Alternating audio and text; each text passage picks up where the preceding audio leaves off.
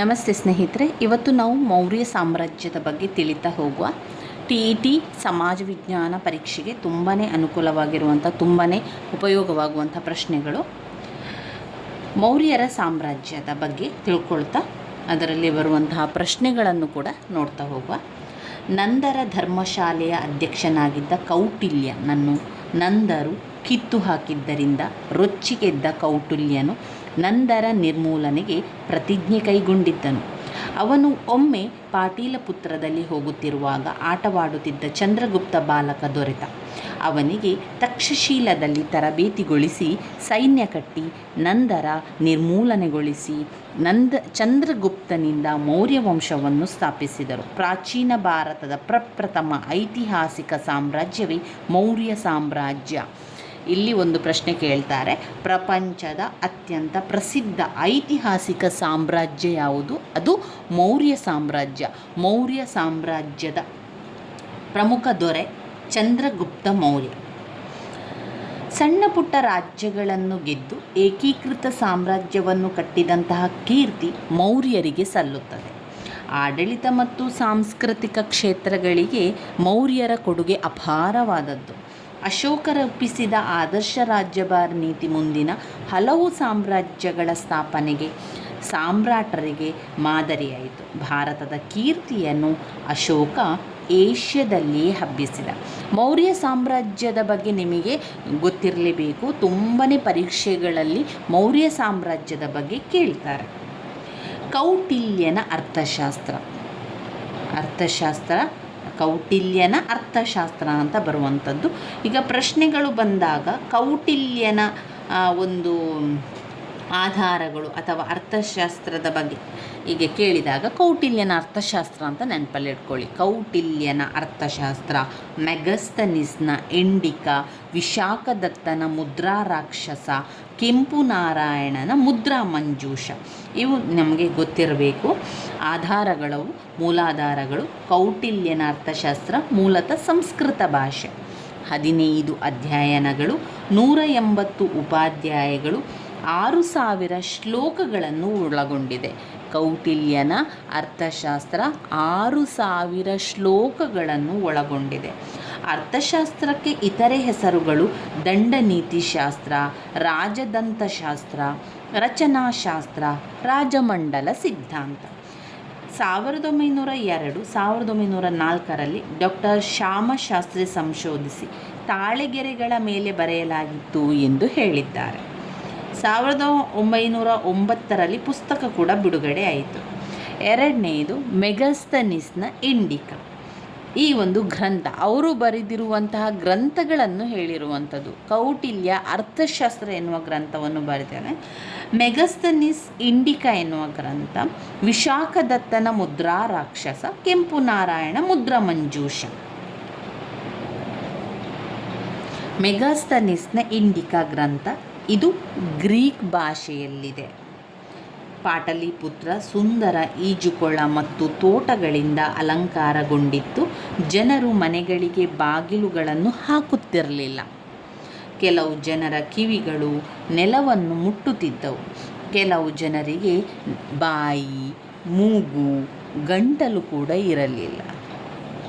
ಪಾಂಡ್ಯ ರಾಜ್ಯದಲ್ಲಿ 7 ವರ್ಷ ಬಾಲಕಿಯರು ತಾಯಿಯಾಗಿದ್ದರು. ವಿಶಾಖದತ್ತನ ಮುದ್ರಾ ರಾಕ್ಷಸ ಸಂಸ್ಕೃತ ಭಾಷೆಯಲ್ಲಿದ್ದು ಚಾರಿತ್ರಿಕ ನಾಟಕವಾಗಿದೆ. ಚಂದ್ರಗುಪ್ತ ಮೌರ್ಯರ ನಂದರ ಕೊನೆಯ ದೊರೆ. ಧನನಂದನ ಉಪಪತ್ನಿ ಮುರ್ರಾ ಎಂಬ ಶೂದ್ರ ಮಹಿಳೆಯ ಮಗ ಎಂದು ಹೇಳುತ್ತದೆ. ಮುದ್ರಾ ರಾಕ್ಷಸ ಎಂದು ಕರೆಯಲು ನಂದರ ಮಂತ್ರಿ ಅಮಾತ್ಯ ರಾಕ್ಷಸನೊಂದಿಗೆ ಕೌಟಿಲ್ಯನು ಮಾಡಿಕೊಂಡ ರಾಜತಾಂತ್ರಿಕತೆಯ ಬಗ್ಗೆ ಕೂಡ ಹೇಳುತ್ತದೆ. ಕೆಂಪು ನಾರಾಯಣನ ಮುದ್ರಾ ಮಂಜೂಷ. ಸರ್ವಾರ್ಥ ಸಿದ್ಧಿ ಎಂಬ ಕ್ಷತ್ರಿಯನ ರಾಣಿ ಮುರ್ರಾ ದೇವಿಯ ಮಗ ಚಂದ್ರಗುಪ್ತ ಮೌರ್ಯ ಎಂದು ಹೇಳಿದ್ದಾರೆ. ಬೌದ್ಧರ ಗ್ರಂಥಗಳು. ನೇಪಾಳದ ಪಿಪ್ಪಲಿವನ ಎಂಬಲ್ಲಿ ಮೋರರು ಎಂಬ ಮನೆತನ ಇತ್ತು. ಹಾಗಾಗಿ ಇವರು ಮೌರ್ಯರಾಗಿದ್ದರು ಎಂದು ಹೇಳುತ್ತದೆ. ಜೈನ ಗ್ರಂಥಗಳು. ನವಿಲು ಸಾಕುವ ಗ್ರಾಮದ ನಾಯಕನ ಮಗಳ ಮಗ್ಗ ಎಂದು ಹೇಳಿದ್ದಾರೆ. ಇದೆಲ್ಲ ಅದರಲ್ಲಿ ಬಂದಿರುವಂಥ ವಿಚಾರಗಳು. ಸ್ವಲ್ಪ ಸ್ವಲ್ಪ ನೋಡ್ಕೊಂಡು ಹೋದರೆ ನಮಗೆ ಅದೆಲ್ಲ ಕೂಡ ವಿಚಾರಗಳು ನೆನಪಲ್ಲಿರ್ತದೆ. ಚಂದ್ರಗುಪ್ತ ಮೌರ್ಯ ಸಾಮ್ರಾಜ್ಯದ ಪ್ರಸಿದ್ಧ ದೊರೆ ಚಂದ್ರಗುಪ್ತ ಮೌರ್ಯ. ರಾಜಕೀಯ ಇತಿಹಾಸ ಏನು ಚಂದ್ರಗುಪ್ತ ಮೌರ್ಯರ ಬಗ್ಗೆ? ಭಾರತದಲ್ಲಿ ಏಳ್ಗೆಗೆ ಬಂದ ಮೊಟ್ಟ ಮೊದಲ ಸಾಮ್ರಾಜ್ಯ ಮೌರ್ಯ ಸಾಮ್ರಾಜ್ಯ ಎಂದು ಕರೆದಿದ್ದಾರೆ. ಯಾವ ಕಾಲದಲ್ಲಿ? ಕ್ರಿಸ್ತಪೂರ್ವ 322ರಿಂದ 185 ತನಕ. ಸ್ಥಾಪಕ ಚಂದ್ರಗುಪ್ತ ಮೌರ್ಯ. ಪ್ರಧಾನಿ ಕೌಟಿಲ್ಯ. ಇತರ ಹೆಸರುಗಳು: ವಿಷ್ಣುಗುಪ್ತ, ಭಾರತದ ಮಿಕೆವಲ್ಲಿ, ಚಾಣಕ್ಯ, ದ್ರಾವಿಡಾಚಾರ್ಯ, ವಾತ್ಸಾಯನ. ಧಾರ್ಮಿಕ ಗುರು ಭದ್ರಬಾಹು.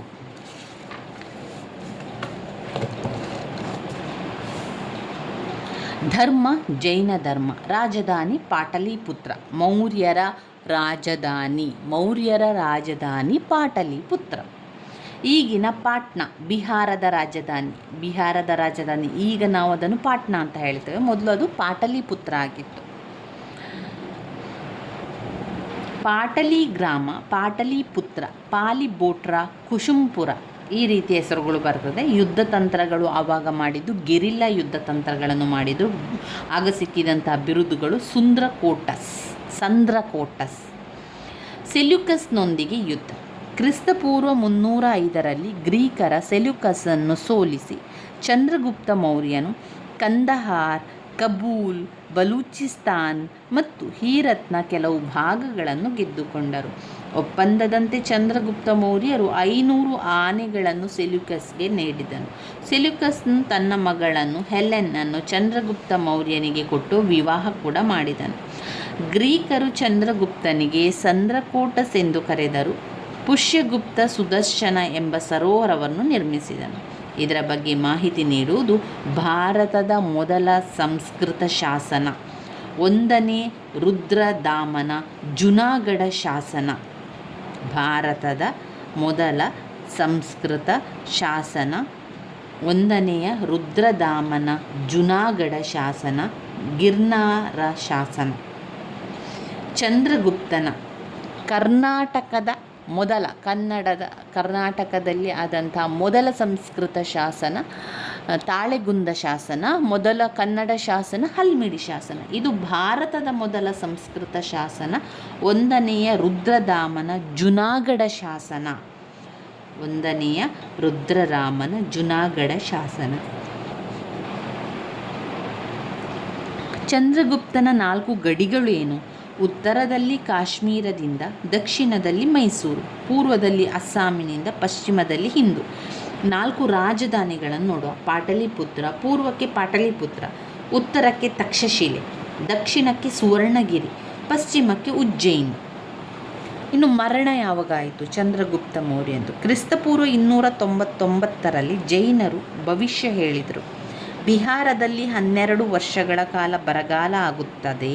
ಅದಕ್ಕೆ ಚಂದ್ರಗುಪ್ತ ಮೌರ್ಯ ಭದ್ರಬಾಹುವಿನ ಜೊತೆ ಸೇರಿ ಶ್ರವಣಬೆಳಗೊಳದಲ್ಲಿ ಸಲ್ಲೇಖನಾ ವ್ರತ ಆಚರಿಸಿ ಮರಣ ಹೊಂದಿದ ಅಂತ ಹೇಳ್ತಾರೆ. ನಂತರ ಬರುವ ರಾಜ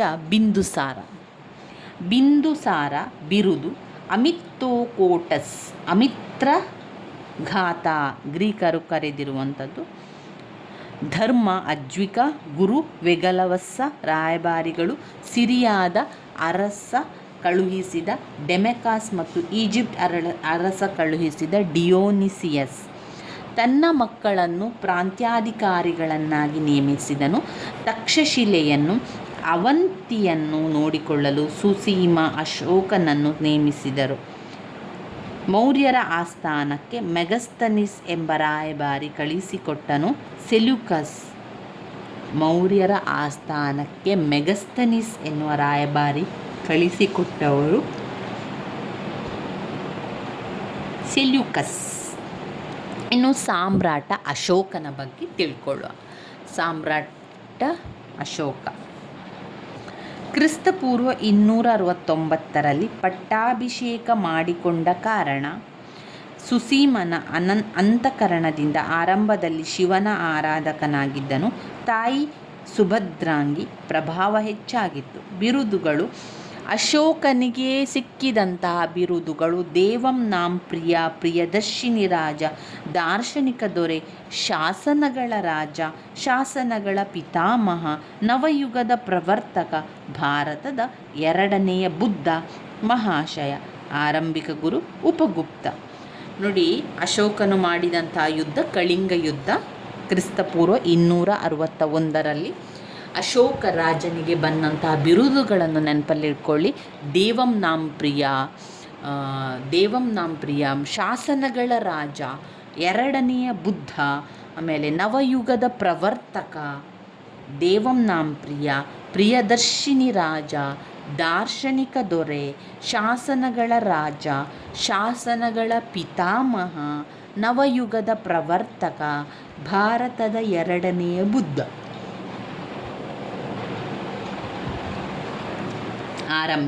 ಇದರಲ್ಲಿ ಕಳಿಂಗ ಯುದ್ಧವನ್ನು ಮಾಡ್ತಾನೆ ಅಶೋಕನು ಮಾಡಿದಂತಹ ಮೊದಲ ಮತ್ತು ಕೊನೆಯ ಯುದ್ಧ ಕಳಿಂಗ ಯುದ್ಧ. ಕಳಿಂಗವನ್ನು ಆಳುತ್ತಿದ್ದ ಶುದ್ಧ ಧರ್ಮನ ಮೇಲೆ ರಾಜ್ಯ ವಿಸ್ತಾರಕ್ಕಾಗಿ ಯುದ್ಧವನ್ನು ಮಾಡ್ತಾನೆ ಮತ್ತು ಕಳಿಂಗದ ಬುಡಕಟ್ಟು ಜನರ ವಿರುದ್ಧ ಯುದ್ಧವನ್ನು ಕೂಡ ಹಮ್ಮಿಕೊಳ್ಳಲಾಯಿತು.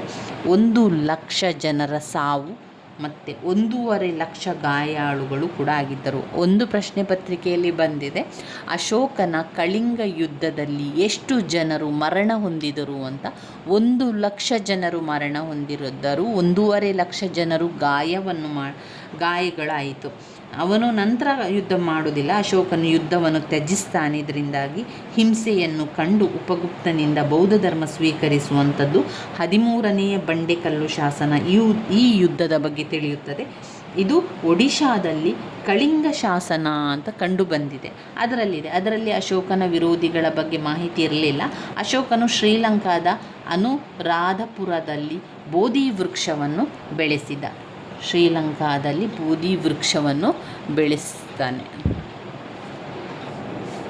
ಬೌದ್ಧ ಧರ್ಮದ ಪ್ರಚಾರವನ್ನು ಕೂಡ ಮಾಡ್ತಾರೆ. ನಾವು ಮುಂದಿನ ವಿಡಿಯೋದಲ್ಲಿ ಅಶೋಕನ ಬಗ್ಗೆ ತಿಳಿತಾ ನಂತರದ ಕೆಲವು ಪ್ರಶ್ನೆಗಳನ್ನು ತಿಳ್ಕೊಳ್ಳೋ ಸ್ನೇಹಿತರೆ. ನನ್ನ ವೀಡಿಯೋಸ್ ಎಲ್ಲ ನಿಮಗೆ ಇಷ್ಟ ಆಗಿದ್ದರೆ ಲೈಕ್ ಕೊಡಿ, ಶೇರ್ ಮಾಡಿ, ಸಬ್ಸ್ಕ್ರೈಬ್ ಮಾಡಲಿಕ್ಕೆ ಮರಿಬೇಡಿ. ಧನ್ಯವಾದಗಳು.